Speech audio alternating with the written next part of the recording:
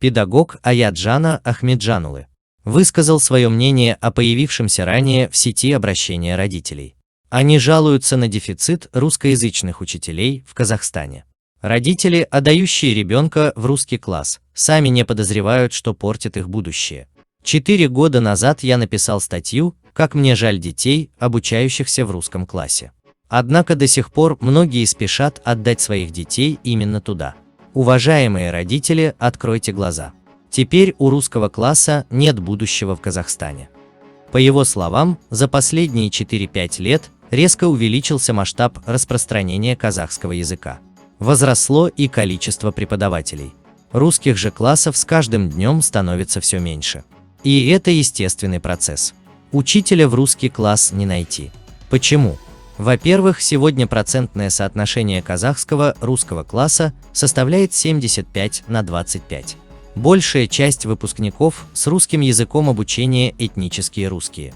И они уезжают в Россию. Тех, кто решил остаться в Казахстане, единицы.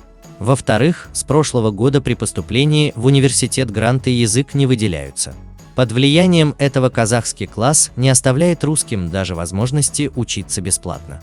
Российские группы массово закрываются. В казахских обучаются 100 человек, в русских 4-5. Это значит, что в будущем дефицит специалистов никогда не исчезнет. Кроме того, сегодня средний балл выпускников, сдавших ЕНТ на русском, значительно ниже, чем у сдавших на казахском. Потому что качество образования низкое. В-третьих, сегодня любой директор школы скажет, что учителя в русский класс не найти. Возраст многих уже превышает пенсионный. Сейчас есть возможность отбирать учителей для казахских классов. А в русские отбора нет, они получают то, что найдут. Из-за нехватки в классах от 30 до 45 учеников. А в казахских по 20-25, пояснил педагог. Педагог считает, что отныне в стране вряд ли будут открываться новые русские школы. А русские классы в смешанных школах будут сокращаться и дальше. По мере увеличения казахского класса в школе все приоритеты отдаются казахскому классу. Потому что их много.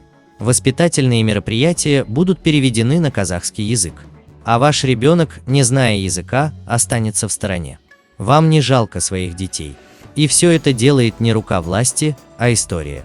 Конечно, вам может быть трудно признаться, но завтра, когда ваш ребенок станет старше, вы это почувствуете.